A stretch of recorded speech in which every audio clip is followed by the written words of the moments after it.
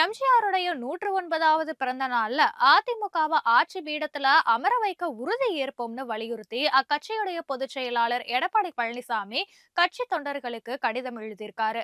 இது குறித்து அவர் தொண்டர்களுக்கு எழுதியுள்ள கடிதத்துல, வாழ்ந்தவர் கோடி மறைந்தவர் கோடி, மக்கள் மனதில் என்றும் நிலைத்து நிற்கும் அதிமுகவை உருவாக்கிய எம்ஜிஆர் இந்த மண்ணை விட்டு மறைந்தாலும் மக்கள் மனங்களில் இருந்து நீங்காமல் நிலைத்த புகழோடு வாழ்ந்து கொண்டிருப்பவர்னு குறிப்பிட்டிருக்காரு.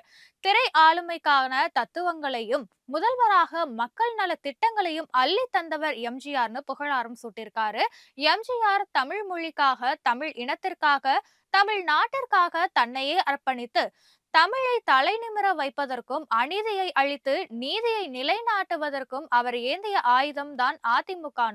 இன்றும் என்றும் நம்மை வழிநடத்தி கொண்டிருக்கும் எம்ஜிஆருடைய பிறந்த நாள்ல அதிமுக இயக்கத்தை ஆட்சி பீடத்துல மீண்டும் அமர்த்த அனைவரும் முழு மனதோட ஈடுபட இந்நாளில் உறுதி ஏற்போம்னு எடப்பாடி பழனிசாமி அந்த கடிதத்துல குறிப்பிட்டிருக்காரு.